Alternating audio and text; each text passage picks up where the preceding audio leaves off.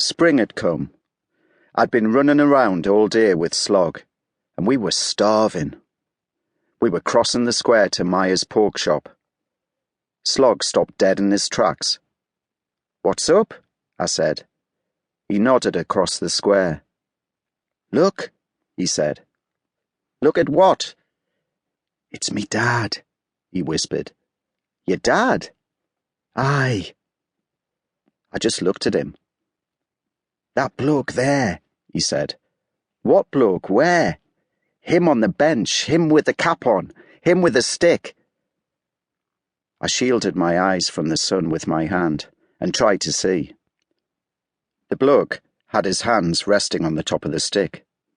He had his chin resting on his hands. His hair was long and tangled, and his clothes were tattered and worn, like he was poor, or like he'd been on a long journey. His face was in the shadow of the brim of his cap, but you could see that he was smiling. "Slogger, man," I said. "Your dad's dead." "I know that, Davie, but it's him. He's come back again, like he said he would, in the spring." He raised his arm and waved. "Dad!" he shouted. "Dad!" The bloke waved back. "See?" said Slog. "Howie!" He tugged my arm. "No," I whispered. "No!" And I yanked myself free, and I went into Myers, and Slog ran across the square to his dad.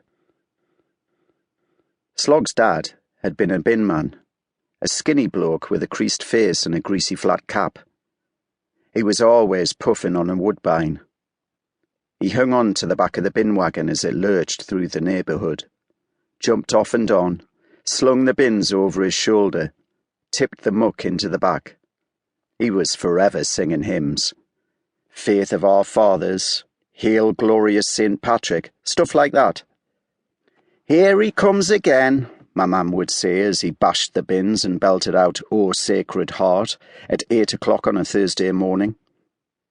But she'd be smiling, because everybody liked Slog's dad, Joe Mickley, a daft and canny soul. First sign of his illness was just a bit of a limp. Then Slog came to school one day and said, "Me dad's got a black spot on his big toenail." "Just like Treasure Island, eh?" I said. "What's it mean?" he said. I was going to say death and doom, but I said, "He could try asking the doctor." "He has asked the doctor?" Slog looked down. I could smell his dad on him, the scent of rotten rubbish that was always on him.